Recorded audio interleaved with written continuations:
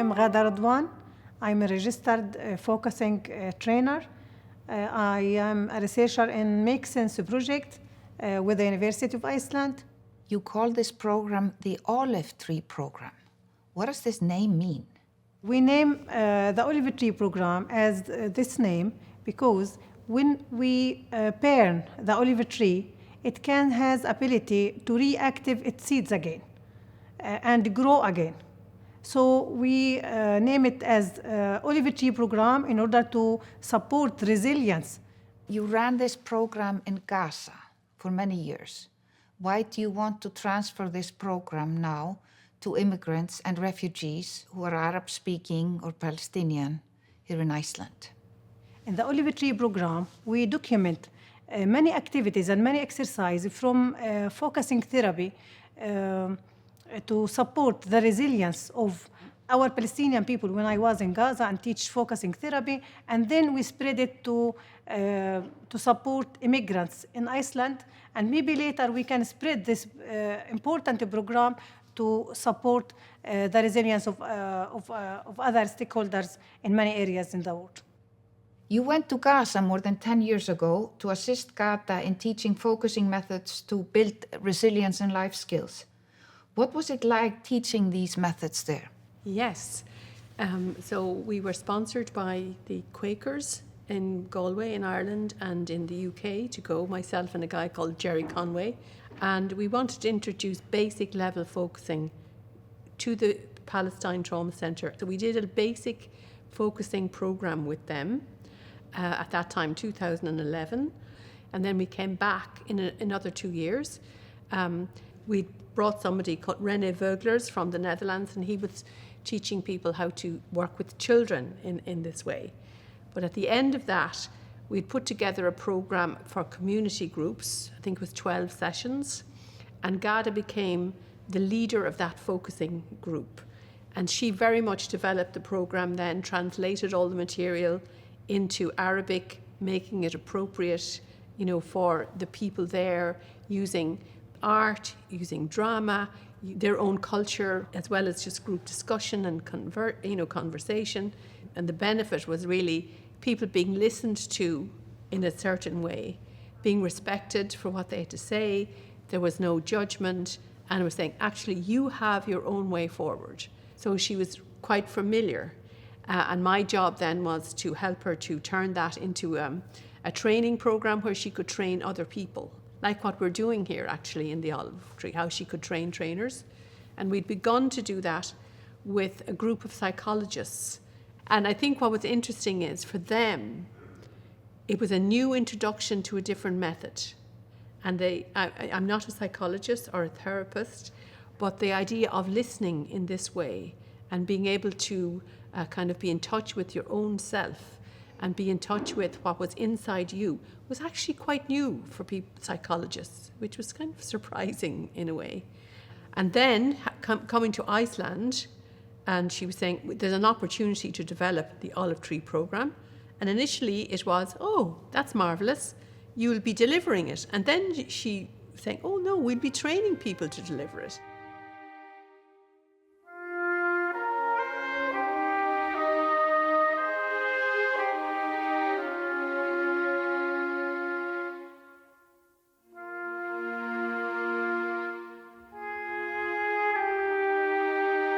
The Olive Tree Program is built around focusing. Can you tell me in a few words what focusing is? I suppose it depends. If you're new to focusing is a skill. It allows you to tune in to how your body experiences the world. So it's like, so when we stop and we go inside, or we just stop doing whatever it is we're doing and become silent, thoughts, feelings, you might notice body sensations as well come. Focusing is taking all of those together. It's kind of a holistic sense of all of those thoughts, feelings, memories, a body sense of them. It's very hard. It is actually, it's a relatively simple process, but it's actually very hard to explain without actually doing it. It has kind of a mindfulness entry point, doesn't it? Yes, you have to be mindful in order to engage in focusing. Yes. I mean, and the other thing I'd say about it is, it is a very natural process. People have been doing this for, I don't know, millennia. Tuning into, I suppose, some people would compare it with a kind of a gut feeling or something like that. Being intuitive. Though that kind of way of tuning into your body. So it's like there's something is there. You know there's something is there. If you leave your house and you've got this nagging feeling that there's something that you haven't done, or maybe something that you've forgotten something, and it's there and you're going along, and then suddenly it comes to you. You left the keys in the door or something like that. That nagging feeling is the beginning of focusing, really. It's the, we call that nagging feeling a felt sense. And I need to mention something. We teach it in our Oliver Tree program, which is in our life we have two eyes. The first eye, which is the eye of the bee. The bee always seeks for a nectar because it has a goal, which is making the honey. And the other eye, which is the eye of the fly, which is seek for the rubbish, because also it has a goal, but it's a negative goal. The bee has a positive goal, and the fly has a negative goal, which is convey the disease. So we have this decision to decide which eye we need to see through it. The eye of the bee to our life, to our things around us, or the eye of the fly. So it's about decision of looking positive way at our life. Toes, Margaret says. Okay, so what happens? What is happening? Many mixed feelings. Okay, but when just looking at Margaret now, She's closing up. she's hiding, you think? Can she see what's going on? No, she's looking at what was wrong with why she didn't get it. Looking Yes. at the negative part. Yes, Yeah. exactly. She doesn't. There are many resilience programs out there. How does focusing add something new and important to resilience training? It's a really good question because I think it takes us to the heart of what focusing is. One of the things that struck me about it was that it was gently transformative.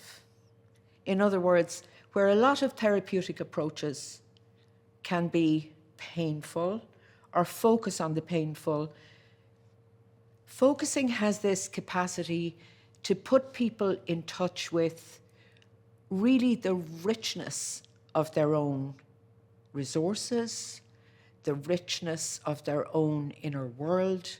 They are already resilient. And really taking time to pay attention to their own experience allows them to get in touch with that, to find that within themselves.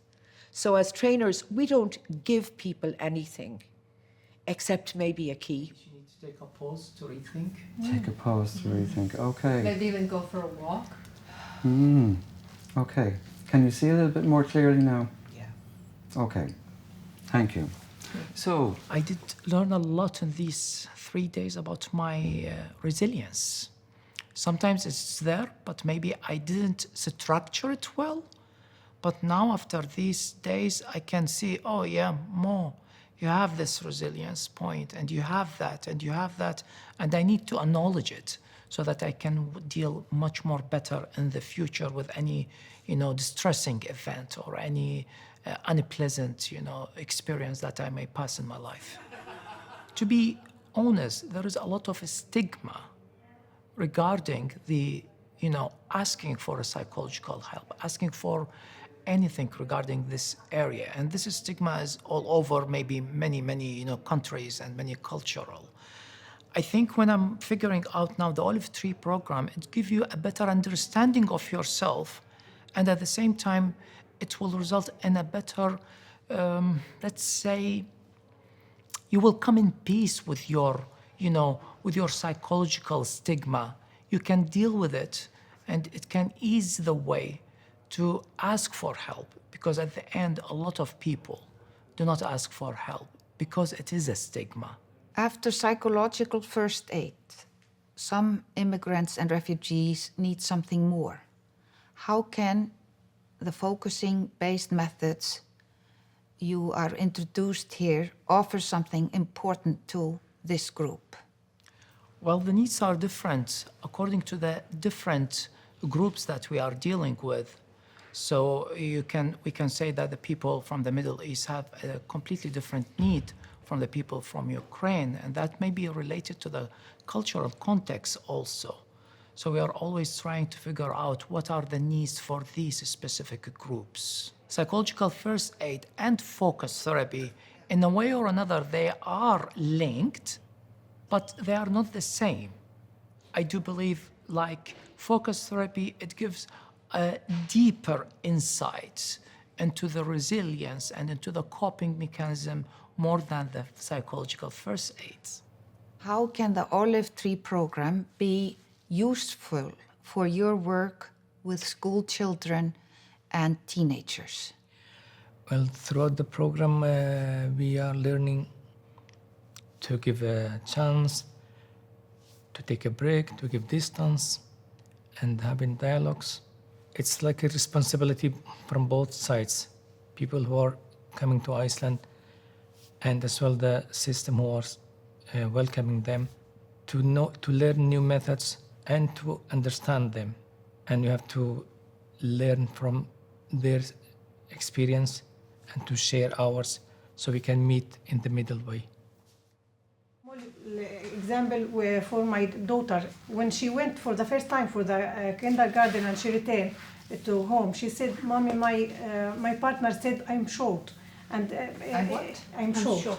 Short. Even I feel I'm beautiful and something like that. And I teach her the eye of the bee and the eye of the fly.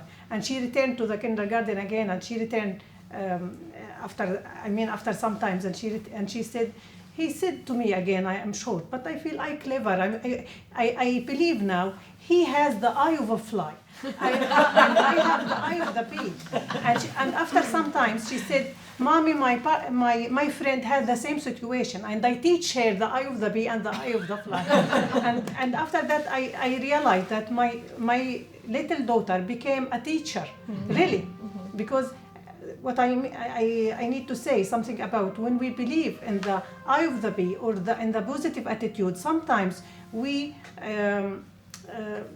spread it to other people, and then other people spread it to other people, something like that. Yeah. So it's another level of protection.